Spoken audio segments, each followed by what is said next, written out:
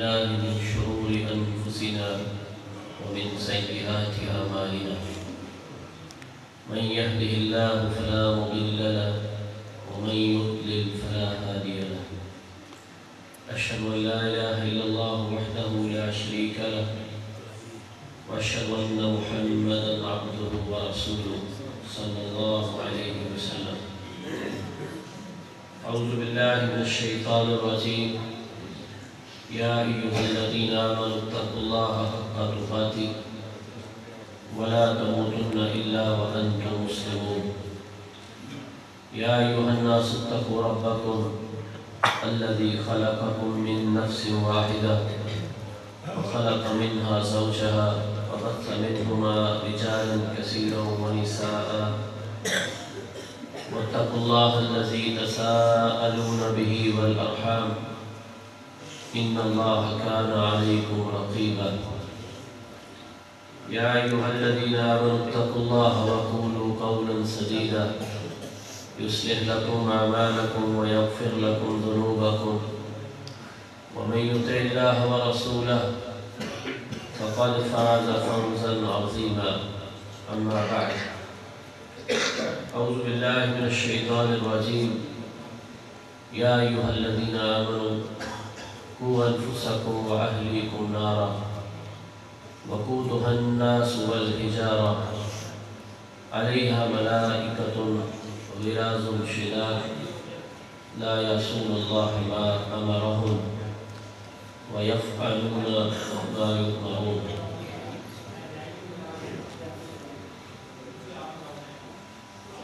مسجد کی انتظامیہ اور علمی لحاظ سے رہنمائی کرنے والے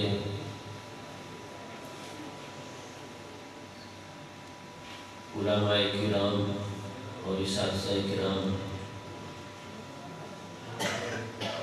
اور معاونین ان سب کو اس پروگرام پہ مبارکباد پیش کرنے کے بعد اور اس دعا کے ساتھ کہ آپ سب کا آنا اللہ تعالیٰ قبول کر لے آمین۔ اور اس مجلس کی جو حسن اور خوبصورتی ہے وہ ہمیں عطا فرمائے۔ اللہ کے رسول صلی اللہ علیہ وسلم نے فرمایا کہ جب کچھ لوگ اللہ کے گھر میں اکٹھے ہوتے ہیں کہ وہ اللہ کی کتاب کو سنیں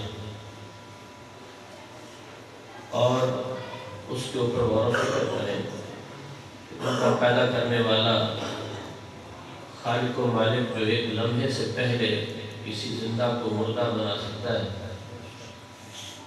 وہ ہم سے کیا چاہتا ہے، وہ یہ سمجھنے کے لیے آئے۔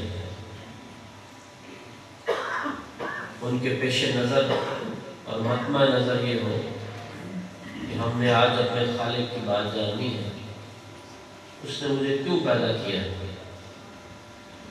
اس نے میرے لیے میری اولاد کیوں دی ہے، وہ اولاد جو اربوں روپے میں حاصل نہیں کی جا سکتی، مجھ سے میرا اللہ کیا چاہتا ہے۔ جب اس مقصد کے لیے لوگ اکٹھے ہوتے ہیں حفتہم الملائکہ، ایسی مجلس کو اللہ کے فرشتے گھیر لیتے ہیں۔ آپ اگر اوپر چھت پہ دیکھیں تو آپ کو چھت نظر آئے گی اور آپ یہاں فرشتے نہیں دیکھ پائیں گے، لیکن پیارے رسول صلی اللہ علیہ وسلم کی بات پر ایمان ضروری ہے۔ جب اس لیے لوگ بیٹھے ہیں کہ وہ اللہ کی کتاب کو سمجھیں، اس مجلس کو فرشتے گھیر لیتے ہیں اور اس مجلس پر اللہ کی رحمت نازل ہوتی ہے اور اللہ کی سکینت نازل ہوتی ہے، یہاں تک کہ جب یہ مجلس برخاست ہو جاتی ہے تو فرشتوں کا ایک گروہ جس کی ذمہ داری یہ ہے کہ وہ پوری زمین پر چکر لگاتے رہتے ہیں اور ہر اس مجلس کو ڈھونڈتے ہیں جہاں اللہ کے کلام کو پڑھا اور سمجھا جائے، تو وہ اپنا کام کر کے اللہ کے سامنے حاضر ہوتے ہیں۔ فلاں جگہ سے آئے ہیں، فلاں بات ہو رہی تھی اور اس میں فلاں لوگ آئے تھے. اللہ تعالیٰ پوچھتے ہیں، وہ کچھ سے مانگتے بھی تھے. فرمایا ہاں وہ جنت کا سوال کرتے ہیں. اللہ تعالیٰ پوچھتے ہیں، حالانکہ اللہ سب کچھ جانتے ہیں. اللہ کو محبت ہے اپنے بندوں سے اور بندوں کی بات کرنے سے. ان کو کس نے بتایا ہے کہ اتنی خوبصورت جگہ جنت ہے؟ فرشتے کہتے ہیں آپ کی کتاب میں انہوں نے پڑھا ہے، وہ ایمان لے آئے. فرمایا وہ کس چیز سے ڈر بھی رہے تھے؟ جی جہنم سے ڈرتے تھے، اس سے پناہ مانگتے تھے. اللہ تعالیٰ ہم سب کو بچائے. اللہ تعالیٰ پوچھتے ہیں انہوں نے جہنم کو دیکھا؟ نہیں دیکھا نہیں ہے. آپ کی کتاب میں پڑھا ہے، قرآن میں اس کا ذکر ہے، کوئی ایمان لے. اللہ تعالیٰ فرماتے ہیں تو گواہ ہو جاؤ، میں نے ان کو جنت عطا فرمائی اور جہنم سے پناہ. فرشتے عرض کرتے ہیں اللہ ہم جس جگہ پہ گئے وہاں ایک بندہ ایسا بھی تھا جس کا مقصد یہ بات سننا نہیں تھا. اسے کسی آدمی سے کام تھا، کوئی غرض تھی، اور وہ اس اور کسی مقصد کے لیے وہاں آ گیا اور بیٹھ گیا. کیا یہ سارے انعامات اس کے لیے بھی؟ اللہ تعالیٰ فرماتے ہیں هم الجلساء لا یشقی جلیسهم، یہ اللہ کے گھروں میں بیٹھنے والے جن کا مقصود اللہ کا کلام جاننا ہوگا اور اس کا نتیجہ یہ نکلے کہ وہ پناہ مانگے یا اللہ جہنم سے بچا. یہ نتیجہ ہو گیا یا اللہ جہنم سے بچا. اور اتنی تڑپ پیدا ہو جائے کہ وہ سوالی بن جائے یا اللہ جنت دے دے. اس قدر ان کے اوپر غالب ہو جائے یہ سوچ، ان کے رونگٹے جہنم کے ڈر سے کھڑے ہو جائے اور طلب جنت کی شدید تر ہو گئی. فرمایا اتنے خوش نصیب ہیں ان کے پاس کوئی اور بھی بیٹھ جائے تو اس کو بھی ہم بد نصیب نہیں کرتے.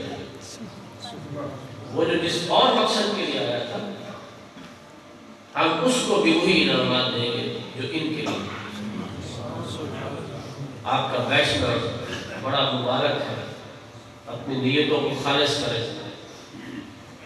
وَمَا أُمِرُوا إِلَّا لِيَعْبُدُوا اللَّهَ مُخْلِصِينَ لَهُ الدِّينَ حُنَفَاءَ. حکم تو صرف اس بات کا ہے کہ اللہ کے لیے عبادت کرے، ہر اور مقصد نکال. لہذا اللہ کو راضی کرنے کے لیے بیٹھے، اس کی رضا ڈھونڈے اور اس کی رضا کے علاوہ کوئی مطلوب نہ مالی نہ ستائش کا کچھ نہیں ہونا چاہیے. اللہ تعالیٰ بہت غیرت والا ہے. دنیا میں ایک انسان کسی سے محبت کرتا ہے اور اسے محبوب کے بارے میں علم ہو کہ وہ کسی اور سے بھی کرتا ہے، اللہ بہت بڑا غیرت والا ہے.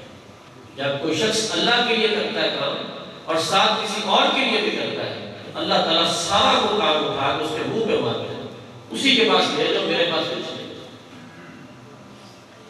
اللہ کی رضا مقصود و مطلوب ہونی چاہیے اور اس میں ایک ذرے کے برابر بھی کسی اور کو شامل نہیں کرنا چاہیے. اللہ تعالیٰ نے خلوص عطا فرمایا اور خلوص کی دولت سے مالا مال کر. مجھے اس پروگرام کے بارے میں جب بتایا گیا توجہ میری طرف رکھے، اللہ کو جائے خیر ہے، تو ساتھ یہ بات بھی ذکر کی گئی کہ جس موضوع پہ بات کرنی ہے وہ تربیت اولاد ہے. لہذا چند گزارشات میری اسی موضوع پہ ہوگی کہ ہم اپنی اولاد کو کس طرح جہنم سے بچائیں اور جنت کا وارث بنائیں. کیا طریقہ کار ہو، کیا راستہ ہو، کیا منہج ہو، کیا اصول اپنائیں. اللہ تعالیٰ ہمیں اس پہ غور کرنے کی توفیق عطا فرمائے. 3 یا 4 باتیں بنیادی آپ کے سامنے اصول کے طور پر رکھوں گا. انشاءاللہ آپ خود ماشاءاللہ سمجھدار ہیں، ان بنیادی نکات پہ آپ غور کریں گے تو اور پہلو آپ خود اس میں سے سمجھیں. ان 4 بنیادی باتوں کو ذہن میں بچھائیے. ان میں سے سب سے پہلی بات یہ ہے کہ جو ہماری اولاد ہے جس کو اللہ نے عطا فرمائی ہے وہ اس اولاد کی اہمیت کو سمجھے. میں اور آپ اس وقت تک کام نہیں کرتے، وقت نہیں دیتے، پیسہ خرچ نہیں کرتے، اپنی صلاحیتیں نہیں لگاتے، اپنے اسباب نہیں لگاتے جب تک اس کی اہمیت کو نہیں سمجھتا. یہ بات جانیے، آپ کے تمام تعلقات، آپ کے پاس تمام اسباب، ان میں سب سے قیمتی ترین چیز آپ کی اولاد، دنیا کے لحاظ سے بھی، دین کے لحاظ سے. دین کے لحاظ سے پیارے رسول صلی اللہ علیہ وسلم نے فرمایا اذا مات الانسان انقطع عنه عمله. جب انسان کے اوپر موت کا وقت آتا ہے اس کا اعمال نامہ بند ہو جاتا ہے، اب کچھ نہیں کر سکتا، جبکہ اس کے سامنے جو زندگی ہے برزخ کی، حشر کی، ہزاروں سالوں کے اوپر وہ بھی کر کچھ نہیں سکتا، عمل منقطع ہو جاتا ہے. الا ثلاث، 3 طرح کے عمل جاری رہتے ہیں. ان 3 فوت ہو جانے کے بعد بھی جاری رہنے والے عملوں میں سے ایک عمل کیا ہے؟ ولد صالح یدعو لہ، اس کی اولاد جو نیک ہو اور اس کے لیے دعائیں کرے. اس کی نیک اولاد اس کے لیے دعائیں کرے. اولاد جو والدین کے لیے دعائیں کرتی ہے، اس حدیث میں یہ سمجھ آتی ہے کہ وہ بد نہیں ہے، وہ نیک ہے. اس لیے کہ جو نیک ہے وہ دعائیں کرتی ہے، اور جو دعائیں کرتی ہے اس کے لیے ضمانت ہے کہ وہ نیک ہے. اور جو اپنے والدین کو بھولے ہوئے اپنی دعاؤں میں، اس کا مطلب ہے ان میں نیکی کا وہ درجہ نہیں ہے. نیک اولاد اس کے لیے دعائیں کرتے.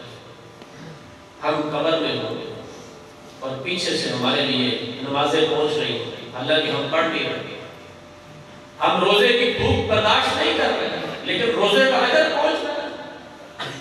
ہم نے مال خرچ نہیں کیا حج کے لیے، سفر نہیں کیا، لیکن اس سارے راستوں کے اجر، صفا اور مروہ کی سعی، بیت اللہ کے طواف، حجر اسود کے بوسے، منا، مزدلفہ اور عرفات، ان میدانوں کے اندر رہنا، اس کے ایک ایک قدم کا اجر قبر میں والا.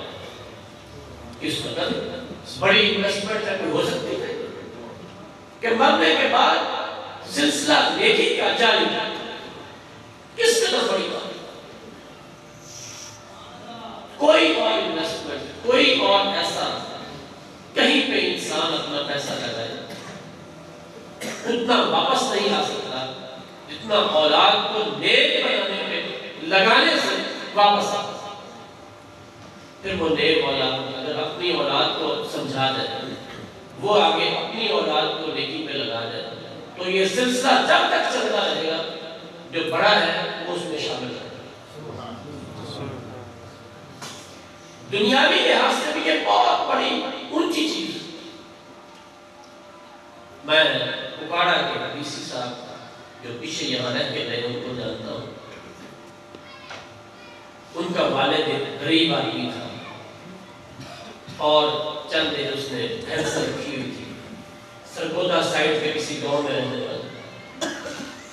مجھے ان کے جاننے والے نے بتایا کہ ڈی سی صاحب اپنی سرکاری گاڑی میں اپنے ڈرائیور کے ساتھ، گارڈ کے ساتھ اپنے اس گھر میں گئے، اور وہ چھوٹا سا گھر جہاں والد رہتے ہیں، جب گاڑی وہاں جا کے رکی تو دیکھا کہ والد جو بھینسیں تھی ان کا گوبر اکٹھا کر رہا. ڈی سی صاحب کے ساتھ گارڈ بھی ہے، سب کچھ ہے.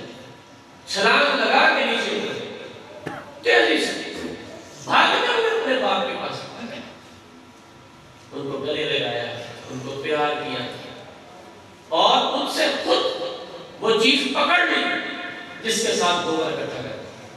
نوکر بھاگے، انہوں نے کہا پیچھے ہٹ جاؤ، یہ میرے والد ہیں، ان کا کام میں خود کروں۔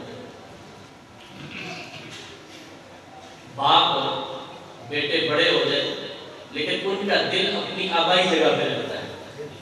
کتنی دفعہ اس نے کہا ہوگا کہ آپ میرے پاس آئیں، لیکن اس والد کا اتنا بڑا قد کر دیا اس بندے نے، اس کی تربیت اچھی، کتنا اونچا قد کر دیا۔ وہ گارڈز، وہ ڈرائیور لوگوں کو بتاتے گھر میں صاحب نے یہ کام کیا، صاحب نے یہ کام کیا۔ وہ دیہات کا ایک عامی آدمی جس کو کوئی نہیں جانتا تھا، پورا ضلع اس سے متعلق یہ خبریں سنے۔ بیٹے اپنے والد کو، ہم دین کی بات نہیں کر رہے، یہ دنیا کی بات ہو رہی، اونچا کرتا ہے۔ قیمتی چیز اولاد ہوتی ہے، اولاد کے متعلق سمجھیں، اپنے آپ کو سمجھائیں۔ دوست قیمتی نہیں ہے، پیسہ قیمتی نہیں ہے، زمینیں قیمتی نہیں ہے۔ زمینیں اولاد کے لیے ہیں یا اولاد زمینوں کے لیے؟ سب بتائیں گے، زمینیں اولاد کے لیے ہوتی ہیں۔ تعلق اور سیاست اور ڈیرے، کیا ان کے لیے اولاد کو برباد کر لیا جائے؟ اولاد بڑی ہوگی کہ ڈیرے خود ہی سمجھ جائیں، اولاد سمجھدار ہوگی ڈیرے خود ہی بڑھ جائیں۔ لیکن اگر اولاد ضائع ہو گئی تو کوئی چیز سلامت نہیں ہے۔ اب لاہور میں گئے، ایک بہت بڑی ٹرانسپورٹ کمپنی تھی، نام لینا مقصود نہیں ہے، اس کی ویسیوں ایئر کنڈیشن بہت قیمتی قسم کی گاڑیاں تھیں اس کمپنی کی، بہت لمبا چوڑا کام اس بندے کو تھے۔ اس کا ایک بیٹا اس کی تربیت نہ ہو سکے، پٹڑی سے ایسا اترا کہ والد کی ساری گاڑیاں بک گئی، ساری گاڑیاں مقدمے بن گئے، اور جھگڑوں کے اندر اسی غم کے اندر دنیا سے چلا گیا۔ دین کے لحاظ سے اگر کوئی چیز فائدہ دیتی تو وہ ہے، اور دنیا کے لحاظ سے اگر کوئی چیز فائدہ دیتی تو وہ کیا ہے؟ اولاد۔ اولاد کو جن لوگوں نے ہلکا سمجھ لیا، جنہوں نے چھوٹا سمجھ لیا، ان کی قدر کو نہ جانا، انہوں نے بہت بڑا سرمایہ ضائع کیا۔ پہلے ہم یہ گزارش آپ سے کرتے ہیں، اس نقطے کو غور کریں، سوچیں اس کے اوپر، اپنے گھر میں جاتے گفتگو کریں، اپنی اہلیہ سے، اپنے گھر والوں سے، یہ بچے کتنے پڑھے، یہ بچے کتنے پڑھے، ان سے ہم کیا کچھ حاصل کر سکتے ہیں، اپنی دنیا بھی بنا سکتے ہیں، اپنی آخرت بھی بنا سکتے ہیں۔ جب یہ بات سمجھ آ جائے، واضح ہو جائے، تو پھر جو اگلا کام کرنا ہے اس کے اوپر آپ کا وہ یہ ہے، اپنے عمل سے اور اپنے معاملات سے اپنی اولاد کے سامنے واضح کریں کہ اولاد کی منزل کیا ہے۔ آپ ایک چیز لے رہے ہیں نا، اولاد، اس کو کہاں لے کے جانا ہے، اس کو دنیا میں کہاں کھڑا کرنا ہے، آخرت میں کہاں کھڑا کرنا ہے۔ اگر کسی شخص کے سامنے منزل ہی نہیں ہے تو وہ کیا سفر کرے؟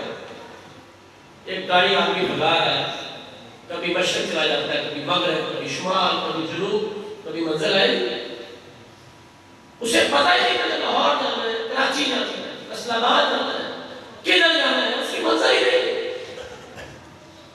کبھی کہتا امیر آدمی بنانا ہے، کبھی کہتا فلاں کرنا ہے، کبھی کہتا سیاستدان بنانا ہے، کبھی کہتا کچھ کرنا ہے، منزل واضح نہیں۔ جب تک آپ اپنے لیے اور اپنی اولاد کے لیے منزل واضح نہیں کریں گے، آپ کو کچھ سمجھ نہیں آئے گی۔ میں نے ایک آیت آپ کے سامنے پڑھی ہے جو منزل کو واضح کرتی ہے، یا ایھا الذین آمنوا قوا انفسکم واہلیکم نارا، اے ایمان والو، آپ کا ہدف اپنے حوالے سے اور اپنے گھر والوں کے حوالے سے یہ ہے کہ آپ نے خود کو بھی اور اپنے گھر والوں کو بھی جہنم کی آگ سے بچانا۔ یہ ہدف ہے، یہ منزل ہے، یہ مقصد ہے، یہاں تک لے کے جانا ہے کہ جب جہنم کی آگ ہو ہماری اولاد بنے۔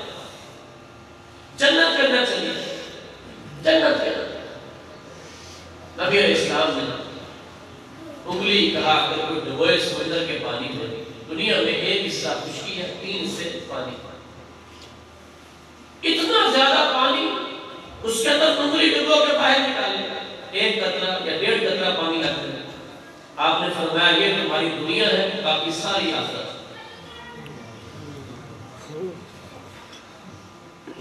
جب تک ہمارے ذہن منظر ہی واضح نہیں ہوگی تو ہم کیسے فیصلے کریں گے کہ بچے سے کیا کام کروانا ہے اور کیا نہیں کروانا؟ نماز کی کتنی اہمیت ہے، دنیاوی مال کی کتنی اہمیت ہے، ہمیں پتہ نہیں چلے۔ ہم الجھتے رہیں گے، بھٹکتے رہیں گے، فیصلے نہیں کر سکیں گے، فیصلے نہیں کر سکیں۔ آئیے سیکھیے منزل کے بارے میں۔ عمر بن عبدالعزیز رحمہ اللہ تعالی رحمۃ اللہ سے ان کی اہلیہ محترمہ نے اپنے شوہر سے کہا کہ ہم اونچے خاندان کے لوگ تھے، جب سے آپ امیر المومنین بنے ہیں آپ نے فقر کی زندگی اپنا لی ہے، عید آنے والی ہے، آپ کے بچوں کے سارے کزن اونچے اونچے درجے کے کپڑے بنا رہے ہیں، آپ بھی اپنے بچوں کے بارے میں سوچئے، بچے پریشان ہو رہے ہیں۔ غور کیا کہ عید آنے والی ہے، نئے کپڑے نہیں ہیں، کیا کریں؟ خود حالانکہ عادی سے زیادہ دنیا کے اوپر حکومت، وزیر خزانہ جو ہے اس کے پاس جاتے ہیں، اس سے کہتے ہیں کہ میں ایک تجویز لے کے آیا، یہ بتائیے۔ تجویز یہ ہے کہ اگلے مہینے کی تنخواہ ہمیں ابھی دے، خود امیر المومنین ہے لیکن دوسروں کے کام میں مداخلت نہیں کرتے، درخواست پیش کرتے ہیں، یہ محکمہ آپ کا ہے، آپ کے سامنے میں بھی درخواست پیش کروں، اگلے مہینے کی تنخواہ ابھی دے دیں، ہم کچھ بچت کریں گے اور بچت کر کے اپنے بچوں کے لیے کوئی کپڑے بنا لیں گے، عید کے لیے وہ بھی خوشی میں شامل ہو۔ اس دور کے وزیر خزانہ کباب بہت تھے، وہ فرماتے ہیں یا امیر المومنین آپ اگلے مہینے کی تنخواہ مانگ رہے ہیں جس کا بھی آپ نے کام نہیں کیا، آپ مجھے ضمانت دیں آپ زندہ رہیں اور اگلے مہینے کام کریں گے، میں آپ کو پیسے دے دوں۔ مجھے تو ایک لمحے کی ضمانت نہیں ہے، جو جملہ بول رہا ہوں پورا ہو رہا ہے کہ نہیں، مجھ سے پہلے کہا جب یہ ضمانت نہیں ہے تو میں کس بنیاد پہ آپ کو پیسے؟ واپس آ گئے، اپنی اہلیہ کو بٹھایا، بچوں کو بٹھایا، ساری بات سنائی اور روتے ہوئے اپنے بچوں کے سامنے یہ جملہ بولا، ہے میرے بچوں مجھ سے وہ مطالبے نہ کرو جو میں پورے نہیں کر سکتا، میں عمر بن عبدالعزیز اس کی جلد اور جسم کمزور ہے اور جہنم کی آگ بڑی سخت، میں برداشت نہیں کر سکتا، اگر امت کا بوجھ لے کے چلا گیا اور وہاں دینا پڑا اور جہنم میں چلا گیا، میں نہیں برداشت کر سکتا، مجھ سے مطالبے نہ کرو جو میں پورے نہیں کر سکتا۔ آدھی دنیا اس کے اوپر حکومت، بچوں کو پتا چل گیا ہمارا والد کیا چاہتا ہے، ہمارا والد کے سامنے ایک ہی نکتہ ہے جہنم سے بچ، اس کے علاوہ کچھ۔ میرے والد گرامی قدر اللہ ان کو جنت فردوس سے دنیا سے چلے، ایک واقعہ سناتے تھے، گجرانوالہ شہر ہے، وہاں ایک آدمی تھا اللہ والا نیک آدمی، کام نہیں کرتا، اس کا بیٹا اس کو کالج داخل کروا دیا، جب کالج داخل ہو گیا بچہ پڑھنے کے لیے، کالج کی مصروفیت، ٹیوشن کی مصروفیت، اس اللہ کے بندے نے دیکھا کہ میرا بیٹا اب جماعت کے ساتھ نماز نہیں پڑھتا، پہلے پڑھتا تھا، یہاں بھی آپ دیکھتے ہیں اسکولوں میں بچے نمازیں پڑھتے ہیں، ہائی اسکول میں چلے جائیں کوئی ایک آدھ اور کام کر لیتا، گورنمنٹ کالجوں میں چلے جائیں 2 چھوڑ دیتا، یونیورسٹی میں چلے جائیں کوئی بھی نہیں پڑھتا۔ باپ نے دیکھا بیٹے کو اچھا بچہ ہے، نماز میں سستی شروع کر، سمجھایا، اس نے کوئی بہتر کیا پھر پیچھے ہٹ گیا، پھر سمجھایا پھر بہتر اس نے بچے نے کیا اپنے آپ میں، پھر پیچھے ہٹ گیا، بچہ سچا تھا، خلوص والا تھا، کہا والد گرامی جس کالج میں جاتا ہوں اس کی مصروفیت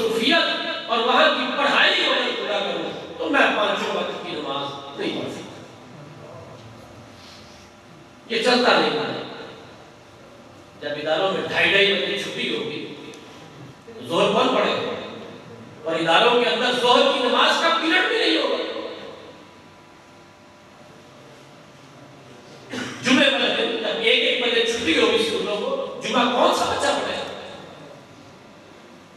وہ آنکھیں بند کر کے بیٹھے ہیں، سوچتے نہیں کیا ہوتا۔ وہ اللہ کا بندہ اپنے بیٹے کی بات سن کے اس بیٹے سے کہتا ہے بیٹا اگر یہ معاملہ ہے کل آپ کالج نہیں جاؤ گے، 5 نمازیں پڑھو۔ ہماری ذمہ داری نماز پڑھنا ہے، رزق اس اللہ نے اپنے ہاتھ میں دیا۔ وَمَا مِن دَابَّةٍ فِي الْأَرْضِ إِلَّا عَلَى اللَّهِ رِزْقُهَا۔ آپ کو انسان ہے، اشرف المخلوقات ہے، انسانوں میں سے اللہ نے پیغمبروں کو بنایا ہے۔ اللہ نے انسانوں کو شرف اور عزت دی ہے۔ گندی نالی میں رینگنے والا ایک گندا کیڑا اس کا رزق اللہ دیتا ہے، انسانوں کو نہیں دے رہا، اور انسانوں میں سے مسلمانوں کو نہیں دے رہا۔ سوچئے اس کے اوپر اور اپنے لیے آج طے کر لیں کہ آپ نے اولاد کو سنبھالنا ہے تو اس کو کس کے لیے تیار کرنا ہے۔ ہمیں یہی واضح نہیں ہو رہا کہ ہم نے اولاد کو لے کے کہاں جانا، تو ہمیں کیا سمجھ رہی ہے اولاد کو کہاں لے کے جانا؟ ان کو جہنم سے بچانا اور جنت میں لے جانا۔ بالکل واضح، بغیر کسی امتحان کے اپنے سامنے 2 ٹوک فیصلہ کرنا کہ ہر وہ چیز اس کو دینی ہے جس سے جنت قریب ہو جائے، ہر اس کام سے روکنا ہے جس سے جہنم قریب ہوگی۔ فیصلہ ہو گیا، آپ کو کوئی پریشانی نہیں ہوگی، آپ کے سامنے خود بہت اچھے اعمال سامنے آ جائیں گے، برے اعمال بھی آپ کو پتہ چل جائے گا، کس کو لینا ہے کس کو نہیں لینا، کس کو چھوڑنا ہے کس کو نہیں چھوڑنا، سب واضح ہو جائے گا۔ جب پتہ ہو جانا لاہور ہے تو کوئی کبھی قصور گیا، جب پتہ ہو جانا لاہور ہے تو کسی بیوقوف ہے تو صحیح بات قبول کرے گا۔ جب پتہ ہو کہ جہنم سے بچانا ہے، کس کو نہیں پتا کون سے اعمال ہیں جو جہنم کو لے کے جاتے ہیں، سب کو پتا۔ یہ واضح کریں، میں بھی اپنے لیے واضح کروں، آپ بھی اپنے لیے واضح کریں، اللہ توفیق عطا فرمانے والا۔ تیسری بات جو آج کی مجلس کی ہے اس کو ذہن میں رکھیں۔ ہم نے ابھی تک یہ سمجھا کہ سب سے قیمتی ترین چیز کیا ہے، یہ جانے۔ اربوں روپے میں بڑے بڑے بادشاہ سلطنتوں کے مالک، جب ان کے پاس وارث نہیں تھا اور وہ لوگوں کے پاس جاتے دنیاوی لحاظ سے علاج کروانے یا کسی سے دعا کروانے کے لیے آدھی سلطنت پیش کر دیتے، اللہ مجھے وارث کر دیتے۔ اتنے قیمتی ہیں یہ بچے جو اللہ نے دے دیے، اتنے قیمتی۔ وہ گھر جو لاکھوں روپے سے بنتے ہیں وہاں بچے نہ ہو تو بھوت بنگلے لگتے ہیں۔ وہ گاڑیاں جو لاکھوں روپے کی ہوں اگر وہاں بچے نہ ہو زہر لگتی انسان کو۔ اتنے قیمتی ہیں یہ بچے، جب آپ یہ جان گئے اتنے قیمتی ہیں اور ان کی منزل آپ کو سمجھ آ گئی کہ میں نے کہاں لے کے جانا ہے، بہت مشکل کام، بہت بڑا کام ہے جہنم سے بچانا، جنت لے کے دینا۔ سب سے چھوٹی جنت اس پوری دنیا سے 10 گنا بڑی، سب سے چھوٹی جنت 10 گنا بڑی۔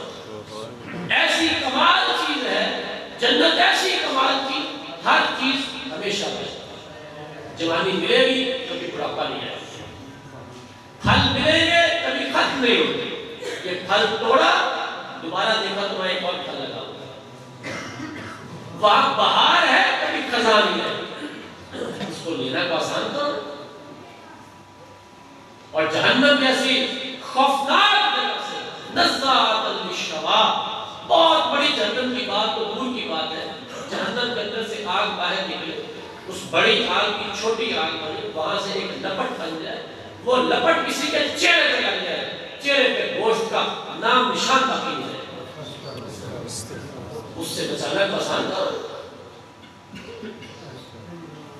اس کے مقابلے میں اتنی شہوانی خواہشات ہیں، بچوں کے سامنے موبائل ہے، بچوں کے سامنے میڈیا ہے، اتنے فتنے ہیں، حرام مال، اور بچے نہ جانے بیچارے کس کس جگہ پھنستے ہیں۔ لے جانا جنت میں ہے، راستے میں کانٹے ہی کانٹے مسئلوں سے باہر چلے جائیں، ایک قدم رکھیں آپ کے سامنے سینکڑوں فکرے کھڑے ہیں، نظر الجھ جاتی ہے، کان الجھ جاتے ہیں، زبان کیا کیا بولنے میں مجبور ہوتی ہے، قدم کس طرح اٹھ جاتے ہیں، کون کون سی خواہشات ہیں جو بچے کو لے کے آگے جاتی ہیں۔ غور کریں اس بات کو، کتنا مشکل معلوم ہے۔ جب یہ ساری بات آپ کو سمجھ آ جائے تو آپ تیسری بات سمجھیں وہ کیا ہے۔ اتنا بڑا کام کروانے کے لیے، آپ میری بات سن رہے ہیں؟ اتنا بڑا کام بچے سے کروانا ہے، خواہشات کی ختم کروانی ہے، جنت کا اس کو راہی بنانا ہے، جہنم سے بچانا ہے، اسے اسی عمر میں بڑی قربانیاں دینی ہے، جھٹتی سردیوں میں اس نے اٹھ کے مسجد میں فجر کے وقت آنا ہے، دوپہر کی چلچلاتی دھوپ کے اندر اس بچے نے ظہر کی نماز پڑھنے کے لیے گرمیوں میں اس نے روزے رکھنے ہیں، مال پاس ہے، حرام پہ خرچ نہیں کرنا، آسان کام ہے۔ اتنے مشکل کام کروانے کے لیے کہ ہم تیسری بات آپ کے سامنے عرض کرنے لگے ہیں، وہ غور سے اپنے گھر جا کے ڈسکس کریں، وہ یہ ہے کہ اپنے بچوں سے شدید محبت کریں۔ انسان جس سے محبت کرتا ہے نا، اور اگلے کو پتہ چل جائے کہ یہ میرے لیے شدید محبت کرتا ہے، وہ شخص اس محبت کرنے والے کے لیے ہر چیز قربان کر دیتا ہے۔ بچوں سے محبت کریں، خدا کے لیے چیزوں سے محبت چھوڑ دیں، چیزوں سے محبت چھوڑ دیں، بچوں سے محبت کریں۔ کتنے بے وقوف لوگ ہیں، بچہ نماز نہیں پڑھتا، پوچھتے نہیں، گلاس توڑ دے تھپڑ مارتے ہیں۔ غور کریں، یہ ہم کہاں چلے گئے؟ گلاس کی کوئی اہمیت ہے بیٹے کے مقابلے میں؟ اس بچے سے، اس بیٹی سے شدید محبت۔ ہمارے لیے نمونہ نبی علیہ السلام، ہر معاملے میں، ہر راہ پر ہمارے رہنما پیارے حبیب علیہ السلام اپنے بچوں سے شدید محبت کرتے ہیں، شدید محبت۔ اللہ کے رسول صلی اللہ علیہ وسلم محبت کے انداز ان میں سے ایک یہ اپنی اولاد کے لیے تنہائیوں میں دعائیں کرتے ہیں۔ دعا انسان کس کے لیے کرتا ہے؟ جو دل میں بستا ہے۔ تنہائی میں دعا کبھی کسی کے لیے نہیں کرتی، جو دل میں بستا اس کے لیے نہیں کرتی۔ آپ علیہ السلام نبی یہ دعا کرتے ہیں قرآن کی آیت کی شکل میں، رب اجعلنی مقیم الصلاۃ ومن ذریتی، اے اللہ مجھے بھی نمازی بنا، میری اولاد کو بھی نمازی بنا، ربنا هب لنا من ازواجنا وذرياتنا قرۃ اعین واجعلنا للمتقین اماما۔ ایک دعا میں آپ کو سناتا ہوں، غور سے سنیے اور حیران ہوئے، کیسی کمال دعا ہے۔ اللہ کے رسول صلی اللہ علیہ وسلم حسن اور حسین رضی اللہ تعالیٰ عنہما ان کو اپنے سامنے بٹھا کر اپنے سامنے اور پھر یہ دعا کرتے ہیں الفاظ میں، اللہم انی احبہما، اے اللہ میں ان دونوں سے محبت کرتا ہوں۔ اللہ تو جانتا ہے یہ دو میرے سامنے میرے نواسے حسن حسین رضی اللہ تعالیٰ عنہ، میں ان دونوں سے محبت کرتا ہوں۔ اے اللہ تو جانتا ہے، اب میری درخواست یہ ہے فَأَحِبَّهُمَا، اے اللہ تو بھی ان سے محبت کرتا، میں ان سے محبت کرتا ہوں، تو بھی محبت کرتا۔ اور کیسا کمال انداز ہے اپنی محبت کو اللہ کے سامنے پیش کرنا اور اللہ کی محبت کی درخواست ہے۔ محبت کیسی تھی؟ اولاد سے جو محبت ہوتی ہے نا، بیٹیوں سے بہت اونچی ہوتی ہے، لیکن جب بیٹیوں کے بچوں سے محبت کرے تو اولاد اور خوش ہوتی ہے۔ آپ بیٹی کو نہ دے، نواسے کو کوئی چیز دے دے، بیٹی گالی نہ دے۔ اللہ کے رسول صلی اللہ علیہ وسلم اس قدر محبت فرماتے ہیں، اس قدر محبت فرماتے ہیں۔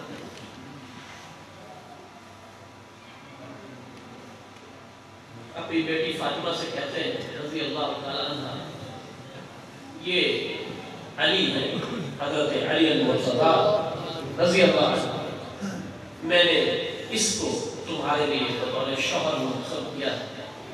اور اے میری بیٹی یہ بات یاد رکھنا، مدینہ کے اندر اس سے بہتر نوجوان کوئی نہیں۔ میں نے تیرے بارے میں جذباتی فیصلہ نہیں کیا، میں تجھ سے تعلق رکھتا ہوں اور جس کو میں نے بہترین سمجھا اس کو تمہارے لیے بطور شوہر کیسا تعلق ہے، کیسا اظہار ہے اپنی بیٹی کے سامنے کرنے کے لیے جو پیارے رسول صلی اللہ علیہ وسلم نے۔ اب ان کی آگے اولاد ہے حسن و حسین، اللہ کے رسول صلی اللہ علیہ وسلم کیا کرتے ہیں؟ بازار میں سے گزر رہے ہیں، سامنے حسن و حسین کھیل رہے ہیں اور بچے بھی، آپ نے ان کے پیچھے دوڑ لگایا، اللہ کے رسول نے دوڑ لگایا۔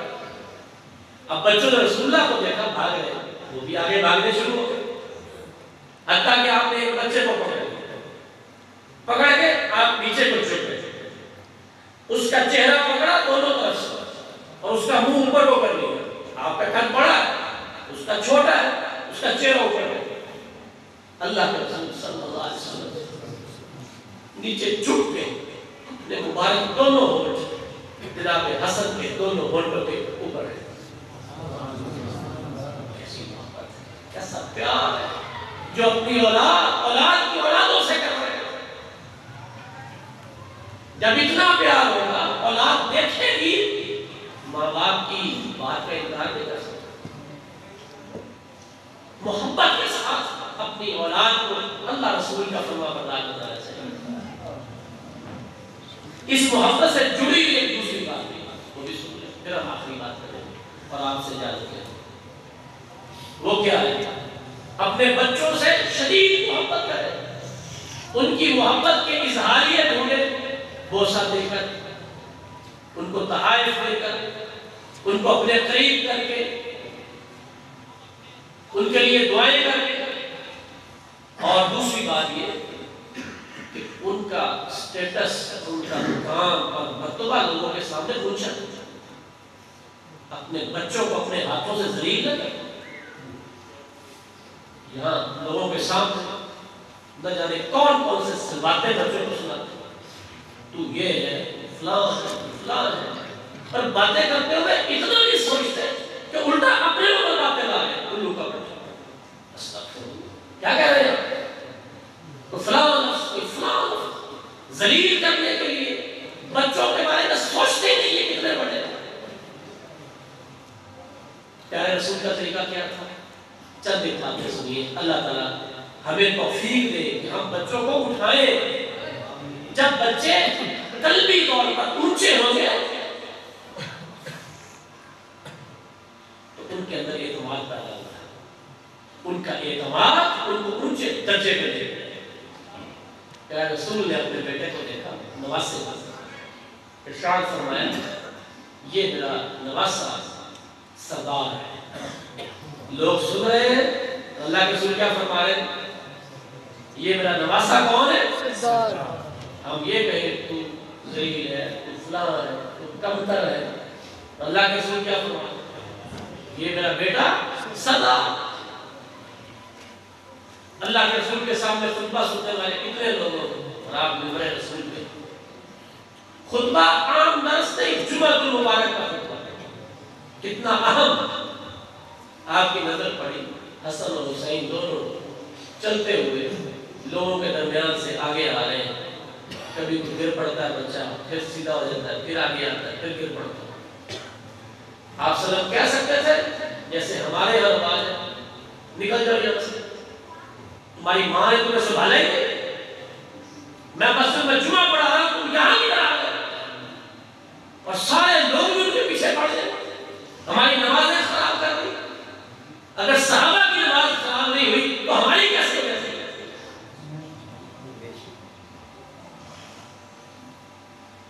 اللہ کے رسول ایک شخص کو حکم دیتے ہیں، جان دینے کے لیے تیار تھے، آپ نے کسی سے کچھ نہیں کہا۔ اللہ کے رسول نے خطبہ چھوڑ دیا، جمعہ کا خطبہ چھوڑ دیا، اللہ کے رسول منبر سے نیچے آئے، کسی سے کچھ نہیں کہا، خود چل کے آئے، ان دونوں نمازوں کو اٹھایا، اپنے منبر پہ بیٹھے اور دوبارہ اٹھایا۔ آپ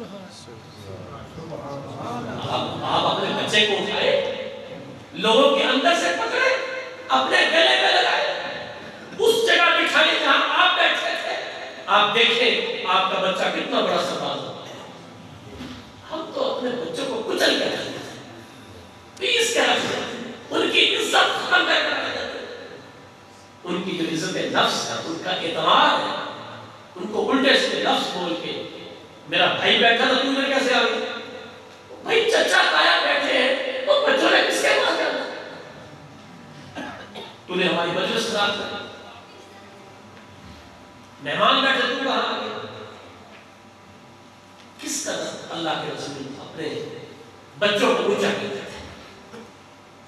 اونچا کرنے کا ایک اور انداز دیکھیے، آپ کو پتا ہے سیدہ فاطمہ ان کا گھر رسول اللہ گھر سے کتنی دور تھا؟ دیوار سن تھا۔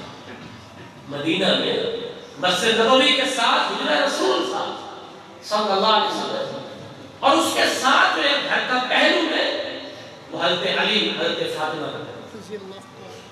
اللہ کے رسول صلی اللہ علیہ وسلم دروازہ دوسری طرف سے ہو کے آتا تھا، آپ نے اپنی بیٹی کا دھیان رکھنے کے لیے اندر سے ایک کھڑکی رکھی، اس سے نظر ڈال لیتے دیکھ لیتے، جب فجر کے لیے آتے تو آواز دے لیتے کچھ جو نماز نہیں۔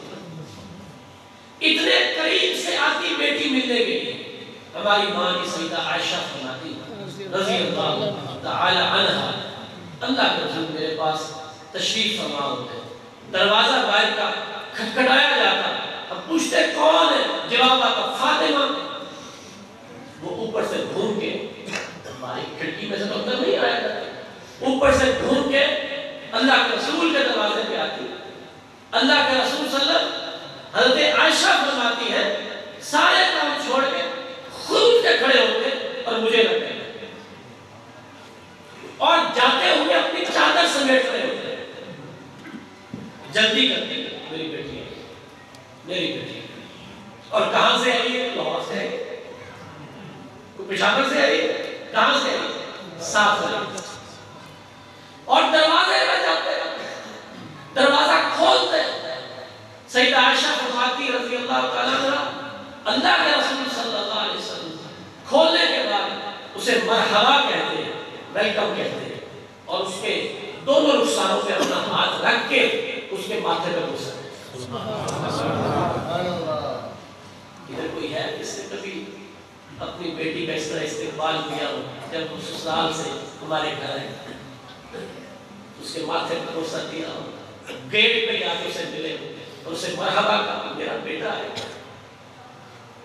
اور اللہ کے رسول صلی اللہ علیہ وسلم اس کے ساتھ چلتے آتے ہیں اس حالت میں کہ آپ نے بیٹی کا ہاتھ پکڑا ہوتا، ہاتھ پکڑا ہوا اس کے پہلو میں لے کے آ رہے۔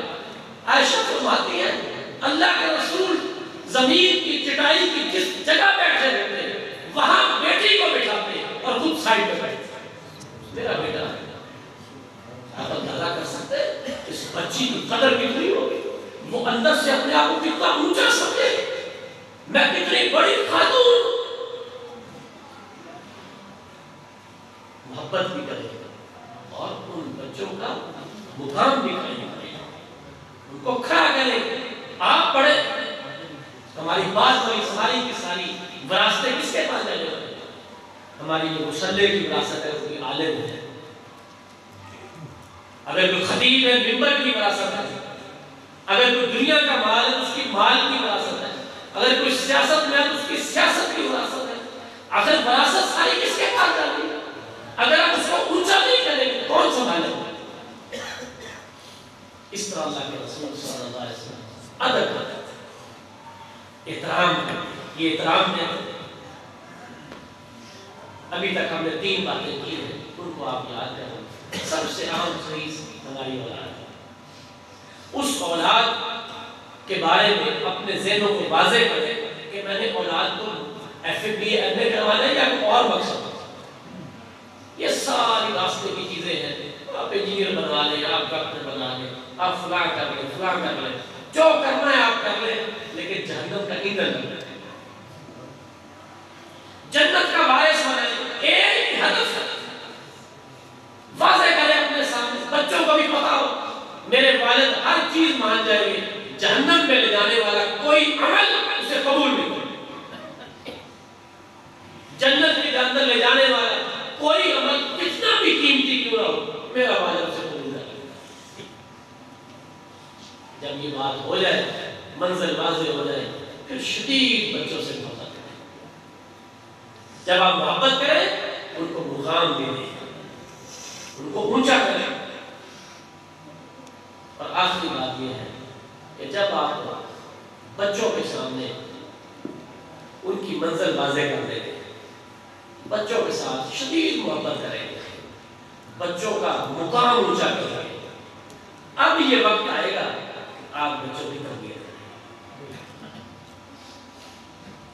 اب ان کی تربیت کریں۔ جیسے اللہ رسول صلی اللہ علیہ وسلم اتنی محبتیں دے کے جناب حسن بن علی رضی اللہ تعالی عنہما بیان کرتے ہیں، وطر کے اندر پڑھی جانے والی دعا مجھے خود میرے نانا محمد رسول صلی اللہ علیہ وسلم اللہم اہدنی فی من ہدیت وعافنی فی من عافیت وتولنی فی من تولیت وبارک لی فیما اعطیت وقنی شر ما قضیت الی آخر۔ یہ میرے نانا نے مجھے دعا سکھائی۔ اہمیت بچوں کی واضح ہے، محبت شدید ترین ہے، منزل بالکل واضح ہے، ان کو بہت اونچا مقام دے رہے ہیں۔ بچہ سمجھ رہا ہے میرے والد اور میری والدہ سے بڑا خیر خواہ دنیا میں کوئی نہیں۔ اس کو یہ سمجھا، یہ نہ ہو کہ وہ سمجھے کہ والد مجھے مارتا ہے، ذلیل کرتا ہے، وہ کسی اور سے دوستی کرا دے، وہ اس کو تباہ کر دے۔ ایک بچی یہ سمجھے کہ میری ماں مجھ سے محبت نہیں کرتی، مارتی ہے، ذلیل کرتی ہے مجھے، وہ کسی اور سے دوستیاں لگا لے، وہ محبت چھوڑ دیں گے۔ سب سے زیادہ محبت والدین اپنے بچوں کو دے۔ بچوں کو زندگی میں جب بھی مسئلہ ہو وہ کسی سے ذکر نہ کرے، کس سے ذکر کرے؟ والدین۔ اور والدین کبھی غلط رہنمائی نہیں کرتے۔ کبھی آج بچہ واٹس ایپ پہ دوست ڈھونڈ رہا ہے، کیوں؟ والد ٹائم نہیں دیتا، ماں کے پاس وقت نہیں ہے، وہ اسکول اور کالج کے اندر دوستیاں ڈھونڈ رہے ہیں بچے، والدین ٹائم نہیں دیتے۔ والدین ٹائم دے، والدین محبت کریں۔ جب اس راستے سے گزریں گے پھر تربیت ہوگی۔ میں آپ سے سوال کرتا ہوں، حضرت یوسف علیہ السلام کو خواب آیا؟ خواب آیا، میں نے دیکھا ستارے ہیں، سورج ہے، چاند ہے، مجھے سجدہ کر رہے ہیں۔ اب اس خواب کی وجہ سے پریشانی ہے۔ میں آپ سے اگلا سوال یہ کرتا ہوں، حضرت یوسف نے اپنا خواب اپنے کسی دوست کو سنایا تھا یا اپنے والد کو سنایا؟ اپنے والد کو۔ کیوں سنایا؟ اسے پتا تھا میرا سب سے بڑا خیر تھا میرا والد۔ جب یہ پتا ہو تو پھر والد نے رہنمائی کی، بیٹا کسی کو خواب سنانا نا، کوئی حسد نہ کر لے، اور اگر سناتا ہی کسی دشمن کو تو پھر کیا بن گیا؟ اپنے بچوں کو اتنی حرکت دے کہ وہ آپ سے بات کریں، وہ آپ کو اپنا خیر کریں، غلط بات بھی کرے تو سنے۔ بچوں کو غلط بات جو ذہن میں آئے وہ کس کے ساتھ کریں گے؟ پھر آپ اس کو سمجھائیں کہ یہ بات ٹھیک نہیں، اس طرح کرنا ہے۔ اپنے اندر سننے کی طاقت پیدا کریں، جو بھی بولے سنے، پھر ان کی اصلاح کریں۔ تربیت کا طریقہ کیا ہے؟ اہمیت بچوں کی واضح، شدید محبت، منزل بالکل واضح، ان کو اونچا کر رہے ہیں اور بچہ سمجھ رہا ہے اس سے بڑا خیر کا میرا کوئی نہیں ہے۔ اور پھر اللہ کے رسول صلی اللہ علیہ وسلم نے دیکھا جناب حسن کو رضی اللہ تعالی عنہ کہ ایک کھجوروں کا ڈھیر گھر کے اندر پڑا ہوا ہے، اور وہ گئے اور ایک کھجور اٹھا کے اپنے منہ میں ڈال دی۔ نبی علیہ السلام نے دیکھتے ہی جلدی اس کی طرف کی، آگے بڑھے اور فرمایا کیا یعنی یہ کیا کر رہے ہیں، باہر نکالو، کیوں کھا گئے؟ اور ساتھ فرمایا یہ صدقے کی کھجوریں تھی اور محمد صلی اللہ علیہ وسلم اور محمد کے گھر والوں کے لیے صدقہ جائز ہے۔ بچہ اس کھجور کو کچھ آگے لے گیا، اللہ کے رسول صلی اللہ علیہ وسلم نے اس کی ٹھوڑی سے پکڑ کے اس کو اونچا کیا، اپنی انگلی اس کے گلے میں ڈالی، وہاں سے نکال کے کھجور باہر پھینک دی اور کہا بیٹا محمد اور محمد کے گھر والوں کے لیے صدقہ جائز ہے۔ آپ نے اس حدیث میں کبھی پڑھا یہ جو میں نے آپ کو سنائی؟ کہ حسن کہے کہ میں نے کھانا ہے، مجھے تو روکنے والا ہے؟ نہیں، پتا تھا یہ میرے نانا ہے، یہ میرے خیر خواہ، یہ مجھ سے محبت کرتا ہے، کوئی اچھی چیز مجھ سے دور نہیں رکھیں گے، ہر اچھی چیز میرے پاس لائیں گے، اس سے بڑا میرا خیر خواہ ہے۔ فوراً تسلیم کر۔ میں آپ سے سوال کرتا ہوں، بتائیے ایک بچی اپنے سسرال میں گئی ہو اور شوہر کے کہنے پہ خود بھی سوچ کے اپنی حالت دیکھ کے کہ مشکیزہ میں خود اپنے کندھے پہ اٹھاتی ہوں، حضرت فاطمہ جھاڑو میں خود دیتی ہوں، نشان پڑ گئے کندھوں کے اوپر، اور شوہر کہتے ہیں اپنے والد کے پاس جاؤ، اے میری اہلیہ محمد رسول اللہ کے پاس غلام آئے ہیں، ان سے جا کے غلام کا مطالبہ کرو۔ آپ خود ماشاءاللہ پڑھے ہیں، آپ کی بیٹی کی شادی ہوئی ہو اور وہ بیٹی اپنے شوہر کے کہنے پہ آپ کے پاس ہے اور خود بھی تنگ ہو، جھاڑو دیتی ہو اور مشکیزیں اٹھاتی ہو، اور وہ آ کے اپنے والد سے کہے کہ مجھے میرے شوہر نے بھیجا ہے، میری بھی یہ حالت ہے، اور اپنا کندھا بتائے کہ میرا نشان پڑے ہوئے، چکی کے نشان اپنے ہاتھوں پہ اپنے بابا کے سامنے کرے، ابا یہ دیکھیں نشان پڑے، آپ کے پاس غلام ہے، مجھے دے دو۔ کوئی باپ ہے میرے نگاہ کے بعد؟ لیکن غلام اللہ کے رسول کے پاس ہے، دے نہیں سکتے کیونکہ ذاتی نہیں، وہ تو مال غنیمت میں ہے، اپنے دے۔ اب غلام دینا گناہ، یہ غلط ہے۔ اپنی بیٹی کو اب اس گناہ سے روکنا ہے، پیچھے محبت اس کے طوفان چل رہے، میری بیٹی ہے سسرال کے گھر سے میرے داماد نے بھیجا، کتنا حساس معاملہ ہے، لیکن اس محبت کے ساتھ، اس مضبوط تعلق کے ساتھ اپنی بیٹی سے کہتے ہیں میں تمہیں اس سے بہتر چیز کروں۔ اور ایک روایت میں آتا ہے کہ بیٹی یہ مطالبہ کر کے واپس چلی گئی، اور سردیوں کا موسم تھا، اللہ کے رسول صلی اللہ علیہ وسلم کچھ وقت کے بعد ان کے گھر میں گئے، دروازہ کھٹکھٹایا، اندر سے آواز آئی آپ اندر تشریف لے آئیے۔ اللہ کے رسول صلی اللہ علیہ وسلم اندر داخل ہوئے، حضرت علی اور حضرت فاطمہ ایک سردی کی وجہ سے لحاف لیے لیٹے ہوئے، اٹھنے لگے جلدی سے اللہ کے رسول کو استقبال کرنے کے لیے، آپ نے ہاتھ کا اشارہ کیا وہیں ٹھہر جاؤ اور وہیں بیٹھو۔ سردی تھی، آپ جلدی سے چل کے آگے گئے۔ اللہ کے رسول صلی اللہ علیہ وسلم کو معاملے کی حساسیت کا علم تھا، خود علی کو اپنے پاس بلانے کے لیے خود وہاں سے اتنا زبردست انداز اپنے داماد کے سامنے بات رکھنے کا۔ حدیث شریف میں آتا ہے آپ اسلام نے ان کو اٹھنے نہیں دیا، لحاف اٹھایا، اپنے نبوت والے پاؤں مبارک آپ نے اندر کر لیے، اور وہ پاؤں اپنے بچوں کے پاؤں کے ساتھ لگا، وہ پاؤں ساتھ، ان پاؤں کی ٹھنڈ میں لذت، نبی کے پاؤں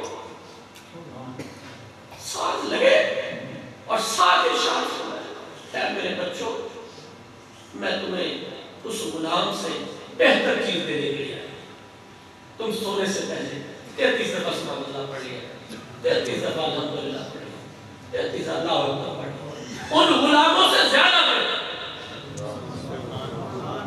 ایک آپ کو روایت کی ملے گی، صحابہ حضرت علی حضرت فاطمہ نے اعتراض کیا، محبتیں جب چھائی ہوتی ہے اور یقین ہوتا ہے کہ میرا والد میرا خیر خواہ ہے، میری ماں میری خیر خواہ ہے، تب بچوں کو مارنا نہیں پڑتا، بچے بات سن کے سمجھ جائیں۔ آخری بات سنیں کتنی اہم ہے، اللہ تعالیٰ نے غور کرنے کی توفیق عطا فرمائے۔ سب سے سنجیدہ معاملہ، سب سے سنجیدہ وہ معاملہ بیوی کا اور اس کی سوتیلی بیٹی کا ہوتا ہے۔ اللہ کے رسول صلی اللہ علیہ وسلم کی کئی بیویاں تھیں، ازواج مطہرات، ہماری مائیں، ان میں ایک عائشہ ہے رضی اللہ عنہا، عمر چھوٹی، اور بیٹی فاطمہ جو خدیجہ سے تھی۔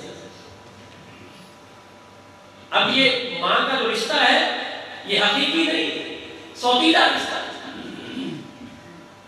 اس میں فرق بھی ہوتا ہے۔ ہوا یہ کہ حضرت عائشہ رضی اللہ تعالیٰ عنہ اور حضرت فاطمہ ان دونوں کی کسی بات میں چرچ ہوئی. عمریں قریب ترین تھی، کچھ اس نے کہہ دیا کچھ اس نے کہہ دیا. اللہ کے رسول گھر آئے، حضرت عائشہ کو دیکھا بڑی پریشان ہے. پوچھا عائشہ کیا بات ہوئی؟ آپ کی بیٹی نے کچھ اس طرح کہا ہے. اللہ کے رسول صلی اللہ علیہ وسلم اپنی بیٹی کے پاس گئے. اب انداز دیکھیں کہ ہمارا کیا ڈانٹ ڈپٹ کی نہیں، آپ الفاظ سنیں اور ہمیں اپنے آپ کو سمجھانا چاہیے. بیٹی کے پاس جا کے کہتے ہیں تمہاری کوئی بات ہوئی عائشہ؟ جی. یہ کہا؟ جی کہا. اس کے بعد کیا فرمایا؟ اے میری بیٹی فاطمہ، کیا تو اس سے محبت نہیں کرے گی جس سے تیرا باپ محبت کرتا ہے؟ میں عائشہ سے محبت کرتا ہوں، کیا تو اس سے محبت نہیں کرے گی جس سے تیرا باپ محبت کرتا ہے؟ اب کہاں بیٹی میں جرأت کہ وہ باپ کی محبت کو ٹھکرائے؟ کہاں جرأت؟ جھک گئی. ابا آج کے بعد آپ نہیں سنیں گے، آج کے بعد نہیں ہوگی. تربیت کے انداز سیکھیں، اولاد کی تربیت کس طرح سے. اللہ تعالیٰ نے توفیق عطا فرمائے. جتنی باتیں ہم نے کی ہیں ان سب باتوں کو ایک آخری بات کے ساتھ جوڑ لیجیے، اور اگر یہ آخری بات نہ ہوئی تو پہلی بات پہ اپنا وزن کم کریں. اور وہ کیا ہے کہ یہ ساری قرآن اور حدیث کی باتیں جو ہم اولاد میں پیدا کرنا چاہتے ہیں یہ زبان سے نہیں ہوتی، یہ عمل سے ہوتی. یہ ٹیپ ریکارڈر نہیں ہے ابا جان کہ ابا جی نے ٹیپ لگائی اور بول دی اور بچے سن لے. ابا جی وہ بات سنیں گے، اس پر عمل کریں گے، وہ عمل اولاد کے سامنے ہوگا.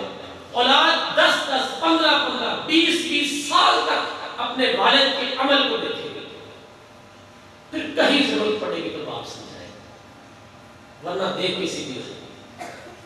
اور اگر باپ بیچ میں سے نکل جائے، چل بیٹے فجر کی نماز پڑھ کر ہی ساتھ اعلان کرتا ہے اور خود نماز نہیں پڑھے گا، تو یہ اپنے ساتھ اور بچوں کے ساتھ دھوکہ ہے. یہ ساری تربیت عمل سے ہوتی ہے. اوپر سے کیا اللہ سے، اس کے رسول سے، عمل کیا، عمل سے آگے بڑھتے ہیں. یہ درجے ہیں، اس کو سمجھیں. ایک مثال سنیں، اللہ تعالیٰ ہمیں توفیق عطا فرمائے کہ ہم سمجھ. اس دنیا میں ایک عظیم بیٹا ہے جس کی یاد قیامت تک رہے گی، اور اس کا نام اسماعیل ہے. عظیم بیٹا، عظیم بیٹا علیہ السلام. ایسا کمال بیٹا ہے. ادھر سے باپ نے کہا کہ میں نے خواب میں دیکھا انی اذبحک فانظر ماذا ترى. اللہ کا حکم ہے، باپ بھی کہہ رہا ہے، اللہ کے سامنے جھک گیا. فافعل ما تؤمر ستجدنی انشاءاللہ من الصابرین. گردن کٹتی ہے کٹ جائے. ابا جی آپ اللہ کا حکم مانیں، آپ مجھے نافرمان نہیں دیتے گے، میں سمجھا. اتنی بڑی شخصیت اس عمر میں، اتنی زبردست تربیت اتنی سی عمر میں کیسے ہوتے؟ بس اس کو سمجھے. سورہ البقرہ میں اللہ تعالیٰ فرماتے ہیں ابراہیم علیہ السلام کو اللہ نے مخاطب کیا. ابھی بیٹا نہیں ہے، اللہ ابراہیم کو مخاطب کیا. اذ قال له ربه اسلم. اللہ نے کہا اے ابراہیم میرا فرما بردار علیہ السلام، آج کے بعد میری بات ہوگی. اور ابراہیم آپ نے مانی. آگ میں جانا ہے جاؤ، باپ کو چھوڑنا ہے چھوڑ، علاقہ چھوڑنا ہے چھوڑ، بیوی اور بچے کو میرے لیے چھوڑو گے حاضر، یہ کرو گے حاضر، علاقے چھوڑ دو گے حاضر. عمل کرتے جا رہے، عمل کرتے جا رہے، عمل کرتے جا رہے. بچہ تو بھی چھوٹا سا ہے اور کتنے عمل اس کی پیدائش سے پہلے ہو چکے. ساری زندگی اس کے اوپر عمل کیا. یا اللہ آپ نے کہا تھا میرا فرما بردار بن جا. اسلمت لرب العالمین، تمام جہانوں کے رب کے لیے میں فرما بردار ہوں. یہ جب سارا کچھ کر لیا، فرما برداری ساری ہو گئی اور اطاعت کر لی، علاقے چھوڑ دیے، باپ کو چھوڑ دیا، اپنے جسم کو آگ میں ڈلوا لیا. پھر اپنی بیوی اور بچے کو چھوڑ دیا، اللہ گھر تعمیر اور سارے کام کر لیے، اپنے جسم کے ایک حصے پر اللہ کا نظام نافذ کر لیا۔ اس کے بعد فرمایا وَوَصَّىٰ بِهَا إِبْرَاهِيمُ بَنِيهِ وَيَعْقُوبُ يَا بَنِيَّ إِنَّ اللَّهَ اصْطَفَىٰ لَكُمُ الدِّينَ فَلَا تَمُوتُنَّ إِلَّا وَأَنتُم مُّسْلِمُونَ۔ ابراہیم کہتے ہیں اسماعیل اور اے میرے بیٹے اسحاق، میں نے اللہ کی فرمان برداری کی ہے، اللہ نے تمہارے لیے بھی یہی دین پسند کیا ہے کہ تم اللہ کے حکموں کو مانو۔ دیکھنا کبھی ایسا نہ ہو جانا کہ تمہارے اوپر موت کا وقت آئے اور تم اللہ کی نافرمانی کرو۔ بابا بات کر رہا ہے بیٹے سے، اور بابے کی ساری زندگی اللہ کی اطاعت والی بیٹے کے ساتھ۔ مزہ نہیں آ گیا بات کرنے کا؟ ایک باپ کا اپنے اولاد کے سامنے یہ کہنا بیٹا نماز پڑھ، 30 سال ہو گئے بیٹا دیکھ رہا ہے باپ کی کبھی نماز ضائع نہیں ہوئی۔ مزہ نہیں آ گیا بات کرنے کا؟ یہاں کام کچھ ہو رہے ہیں، بچوں کو کچھ کر رہے ہیں، کیا کچھ رہے ہیں، پتہ نہیں کیا ہو گیا۔ تربیت اللہ اس کے رسول کا پیغام لے کے اپنے جسم پہ نافذ کر کے پھر آگے بچوں کو بتا دینا۔ یہ ڈائریکٹ نہیں جاتی، ڈائریکٹ دھوکہ ہوتا ہے۔ اللہ تعالیٰ نے سمجھنے کی توفیق عطا فرمائے۔ آپ نے بہت سنجیدگی کے ساتھ بات کو سنا، اس پہ بہت دلی راحت ہوئی۔ اللہ تعالیٰ قبول فرمائے۔ علماء انبیاء کے وارث ہیں، اس دنیا میں علماء سے اونچا مقام کسی کا نہیں ہے، سب سے اونچا مقام انہی ہے۔ ہمارے اسلاف نے کہا ہے اگر دنیا میں علماء حق وہ اگر ولی اللہ نہیں ہے تو کون ہے؟